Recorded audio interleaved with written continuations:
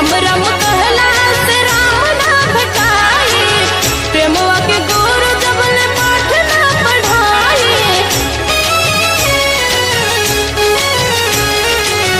राम राम कहला से राम ना भेटाई, प्रेमवा के गुरु जबल पाठ ना पढ़ाई।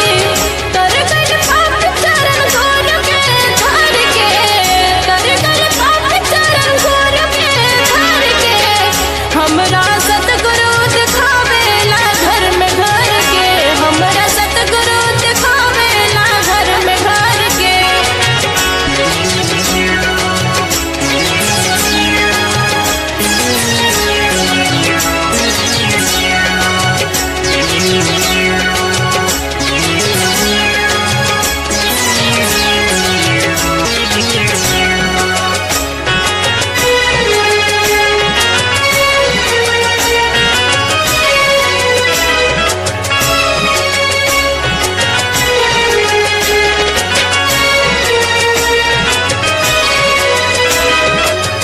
प्रेम के प्रतीक बाट हमारा मिसालवा, प्रेमवा के पाठ पढ़ के गाए के सत्संगवा। प्रेम के प्रतीक बाट हमारा मिसालवा, प्रेमवा के पाठ पढ़ गाए के सत्संगवा। मात सुशिक्षा देहल राम के दिखाई, हर गुण गावे लो संत हर साई। झंझट झमेला छोट जाला दिन भर के, झंझट झमेला छोट जाला दिन भर के, हमरा सतगुरु दिखावेला घर में घर के, हमरा सतगुरु दिखावेला घर में घर के, हमरा सतगुरु दिखावेला घर में घर के।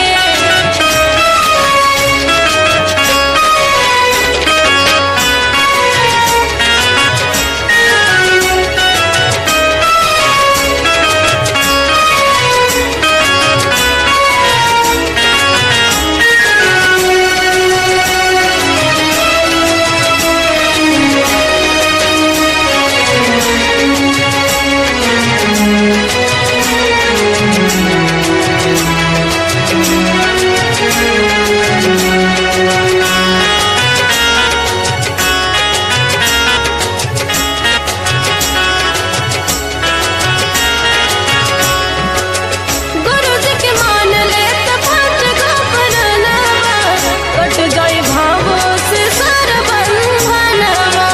गुरु जी के मान ले त पाँच गो परनवा, कट जाए भावो से सारा बंधनवा। घट घट वासी है अविनाशी, भक्तन के काटे लहर दाम फांसी।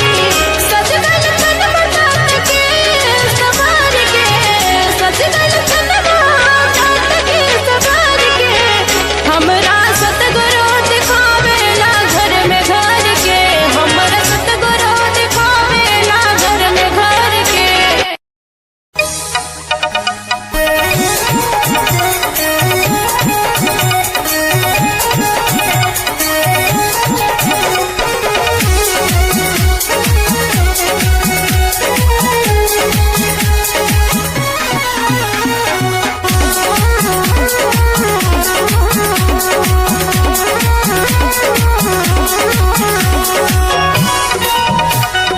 कैसे के चली सत्संगवा ये धनिया, काम बड़बा काम बड़बा।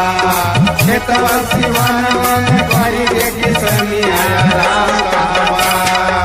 कैसे के चली सत्संगवा ये धनिया, काम बड़बा। खेतवा सिवान में करी के किसनिया राम कहवा।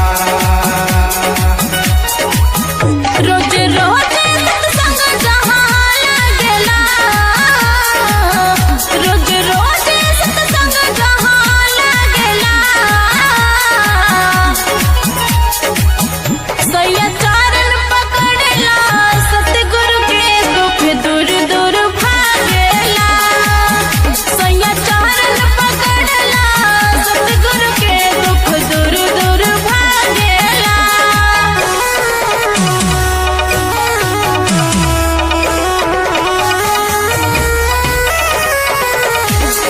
राम भेटाई तू बोला घूंघट पट खोला घूंघट पट खोला सत्संग के दर्शन नजरिया ही पावेले हाँ पावेले समल खन गरिया बड़ मन भावेले हाँ भावेले बोला बोला मनवा तू ही निरंकार तू ही निरंकार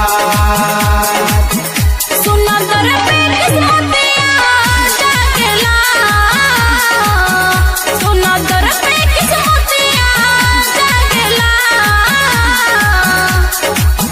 सैया चारण पकड़ेला सतगुरु के दुख दूर दूर भागेला सैया चारण पकड़ेला सतगुरु के दुख दूर दूर भागेला